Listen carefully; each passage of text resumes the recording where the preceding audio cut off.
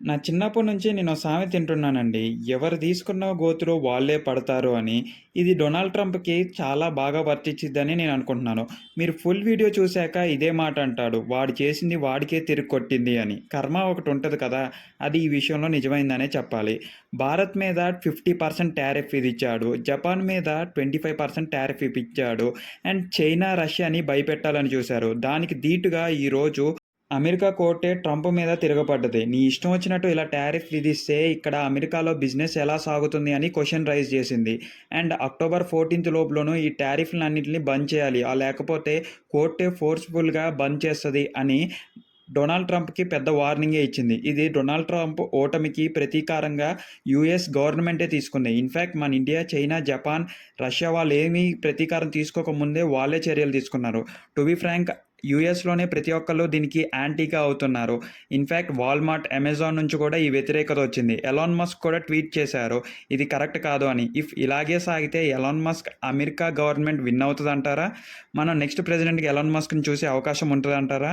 ఇదంతా Donald Trump చేసుకుందే. అసలు first నుంచి టారిఫ్ అనే ప్రతీకారంతో నోబెల్ పీస్ ప్రైజ్ కోసం చేసిన ఒక విప్లవాత్మక ప్రయత్నం తిప్పికొట్టింది. ఆ వీడియోలు మీకు కావాలంటే మన ఛానల్‌లో ఉంటాయి. అవి చూసాక ఇది చూస్తే మీకు ఫుల్ లెంత్ వీడియో అర్థమవుతది. కోర్టు డొనాల్డ్ ట్రంప్‌కు ఇలా కూడా చెప్పింది. ఇష్టం వచ్చినట్టు టారిఫ్ ఏయటానికి ప్రెసిడెంట్‌కి పర్మిషన్ ఉండదు. ఇన్‌ఫాక్ట్ ఆ గూడ్స్‌ని ఏమన్నా ఇల్లీగల్ వస్తువులుంటే బ్యాన్ చేయొచ్చు. అది కూడా ప్రాపర్ ఇన్వెస్టిగేషన్ ఉన్నప్పుడు మాత్రమే అని కూడా చెప్పింది. ఇలాగ చెప్పిన వెంటనే డొనాల్డ్ ట్రంప్ ప్లేట్ మార్చేసి నేను అమెరికాకి ఇన్వెస్ట్‌మెంట్స్ తీసుకురావాలనుకుంటున్నాను. కంపెనీలు తీసుకురావాలనుకుంటున్నాను. ఎంప్లాయ్‌మెంట్ తీసుకురావాలనుకుంటున్నాను. కాబట్టి నేను ఇలా చేస్తున్నాను. మీరు నన్ను ఇలా చేయడం కరెక్ట్ కాదు అని మొత్తం కోర్టుని నెగెటివ్‌గా స్ప్రెడ్ చేస్తున్నారు. ఇన్‌ఫాక్ట్ ఏది నిజమో అని అన్ని కంట్రీస్‌కి గ్లోబల్ వైస్‌గా తెలుసు. బట్ డొనాల్డ్ ట్రంప్ చేసే వేషాలన్నిటిని ఇంకా ప్రతి కంట్రీ వ్యతిరేకిస్తుంది. ఇన్‌ఫాక్ట్ ఇండియాకి, చైనాకి అసలు సంబంధాలే లేవు. టు బీ ఫ్రాంక్ బద్ధ శత్రువులనే చెప్పుకోవచ్చు. యూఎస్ఏతో అంతా మంచిగా సాగుతుంది అన్నప్పుడు ఈ టారిఫ్ అనే తీ తీసుకొచ్చి ఏదైతే 5 కంట్రీలని బ్రిక్స్ అనే కంట్రీలని ఒకటి చేసింది మాత్రం డొనాల్డ్ ట్రంపే. ఇన్‌ఫాక్ట్ చైనాకి, ఇండియాకి బలపడే సంబంధాలకు కారణం కూడా డొనాల్డ్ ట్రంపే. ఈరోజు నరేంద్ర మోడీ గారు చైనా పర్యటనలో ఉన్నారు. 3 రోజుల్లో అసలు అక్కడ ఏం జరిగింది, ఏమేం డిస్కషన్ జరిగాయనేవి కూడా బయటికి రావచ్చు. దీనికి కారణమైతుంది డొనాల్డ్ ట్రంపే. అది కాకోకుండా ఇంతలాగా విధిస్తున్న టారిఫ్ వల్ల ఇండియాకి ఎంత లాస్ ఉందో దానికి డబుల్‌గా అమెరికాకి లాస్ ఉంది.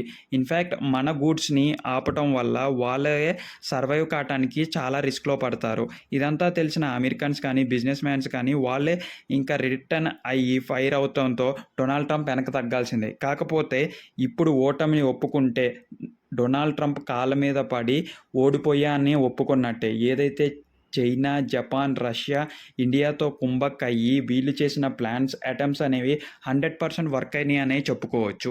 సో, మీకేమనిపిస్తుంది? వీళ్ళు ఏసిన ప్లాన్ ఇన్‌ఫాక్ట్ నరేంద్ర మోడీ గారు తీసుకున్న స్టెప్ మీకు నచ్చినట్టయితే మీరు కామెంట్ చేసి సబ్స్క్రైబ్ చేసుకోండి. అండ్ మన డిస్క్రిప్షన్‌లో ఉన్న వాట్సాప్ మరియు టెలిగ్రామ్ ఛానల్‌లో జాయిన్ అవ్వటం మాత్రం మర్చిపోవద్దు. ఇలాగా మనం భయపడుకోకుండా ఉన్నప్పుడే కొన్ని ఘటనలు జరుగుతాయి. అదీ గాకోకుండా మనకి వైట్ హౌస్ నుంచి 4 కాల్స్ వచ్చినప్పుడు ఎప్పుడైతే ఎత్తలేదో డొనాల్డ్ ట్రంప్‌కి అర్థమైపోయింది. ఇండియా ఇంకా మన మాట వినదు అని. కోర్ట్ మనకెళ్ళి తీర్పిచ్చింది అన్న సంతోషం కంటే ఈరోజు యూఎస్ఏలో ఒక న్యూస్ అయితే చాలా బాగా స్ప్రెడ్ అవుతుంది. అది నేనైతే మీకు తెలుగులో ఎక్స్‌ప్లెయిన్ చేయాలనుకుంటున్నాను. ఇది విన్న తర్వాత మీ అభిప్రాయం ఏంటో చెప్పండి. రిపోర్టర్ ఆల్రెడీ చెప్పేశారు. ఇండియా వాళ్ళు సామాన్యులు కాదు. మీరిప్పుడు ఇండియాని చూస్తున్నారేమో మేము గత 100, 150 ఇయర్స్ నుంచి చూస్తూనే ఉన్నాము.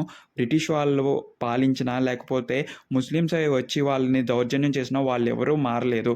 వాళ్ళ ఇగో అలాంటిది. వాళ్ళ మంచితనానికి మారుపేరు. భారతీయుల జోలికి వెళ్ళొద్దు అని ఆంగ్ల దేశపోలు మన దేశ గొప్పతనాన్ని గురించి డొనాల్డ్ ట్రంప్‌కి వ్యతిరేకిస్తూ చెప్పడం అంటే ఎంత గొప్ప విషయం అండి. నాకైతే అది చాలా బాగా నచ్చింది. మీకు చూపిద్దామంటే కమ్యూనిటీ గైడ్‌లైన్స్ విషయంలో చూపించలేకపోతున్నాను.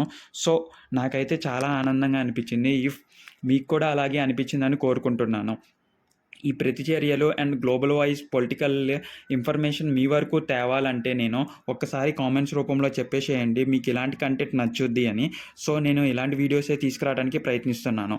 మోరోవర్ ఇదంతా కూడా మన కోసం అండ్ మన వాళ్ళ కోసం చేస్తున్న వీడియోస్ కాబట్టి మీరు ఇచ్చే ఎంకరేజ్‌మెంట్ నాకు చాలా ఇంపార్టెంట్. ఇంకా లాస్ట్‌గా మనం మాట్లాడుకోబోయేది టారిఫ్ గురించే కాకోకుండా మన యాపిల్ కంపెనీకి ఇండియాకి రాకోకుండా భయపెట్టాడు. సో, అది కూడా తగ్గించుకొని ఇండియాకి రప్పిచ్చేస్తే బాగా బెటర్‌మెంట్ ఉంటది. మెయిన్‌గా ఇప్పుడు డిసడ్వాంటేజెస్ వచ్చేసి అమెరికాలో డాలర్ పతనం. ఇన్‌ఫాక్ట్ ఈ bricks countries Britain, India, China, Russia, south Korea వీళ్ళందరూ కలిసి వీళ్ళ రూపీని ఆర్ వీళ్ళ మనీని తీసుకొస్తే ఇంకా యూఎస్ డాలర్ కూడా పతనమైపోద్ది. ఇఫ్ ఇదే నిజమైతే డొనాల్డ్ ట్రంప్ ఇంకా ప్రెసిడెంట్ అవ్వటమే కష్టం కాదు కదా! లైఫ్ లాంగ్ ఒక బ్లాక్ మార్క్‌గా మిగిలిపోయే అవకాశం ఉంది. సో, వీళ్ళే ఒక రూపీని ఆర్ ఒక మనీని తీసుకొస్తే అది హోల్ గ్లోబల్లీ వైడ్‌గా తీసుకురావడం జరిగితే మన రూపీ బలపడుతది. అండ్ మన రూపీ తీసుకెళ్ళి వేరే కంట్రీస్‌లో కూడా బతకొచ్చు మనం. ఈ ఐడియా ఎలాగుంది? ఇఫ్ ఈ ఐడియా నచ్చినట్టయితే మీరు కూడా కామెంట్స్ రూపంలో చెప్పండి. సబ్స్క్రైబ్ చేసుకోవడం మాత్రం